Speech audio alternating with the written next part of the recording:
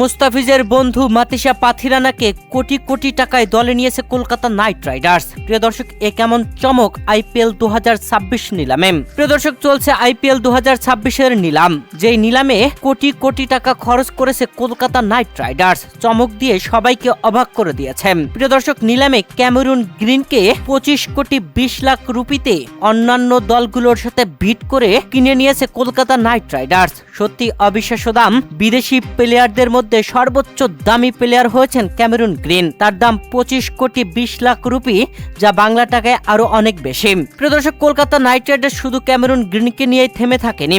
গত আসরে চেন্নাই সুপার কিংসের হয়ে খেলা লঙ্কান পেসার মাতিসা পাথিরানাকেও নিয়েছে কড়া মূল্যে, যেখানে তারা 18 কোটি রুপিতে মাতিসা পাথিরানাকে দলে নিয়েছে।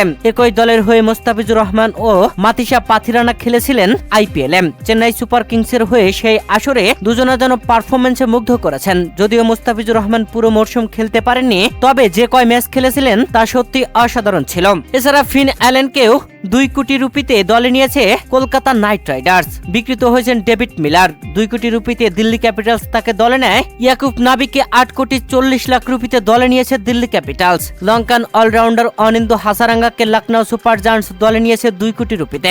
ভারতীয় খেলোয়াড় রবি বিষ্ণুইকে 7 কোটি 40 লাখ রুপিতে নিয়েছে রাজস্থান রয়্যালস। ওয়েস্ট ইন্ডিজের আকিল হুসাইনকে দলে নিয়েছে চেন্নাই সুপার কিংস 2 কোটি রুপিতে। দক্ষিণ আফ্রিকার কুইন্টন ডি কককে মুম্বাই ইন্ডিয়ান্স 1 কোটি রুপিতে দলে নিয়েছে। অবিকৃত থেকেছেন জনি বিয়ারস্টো, অবিকৃত থেকেছেন রাচিন রবীন্দ্রা, আরো অবিকৃত ছিলেন Liam Livingstone, Devon Conway, Maheesh Theekshana, Rahmanullah Gurbaz, Fazal Haq Farooqi, Mujeebur Rahman. প্রিয় দর্শক, নিলামে এখনো নাম ওঠেনি মুস্তাফিজুর রহমানের, তবে মুস্তাফিজুর রহমানকেও দলে নিতে কারাকারি হবে বলে মনে করা হচ্ছে।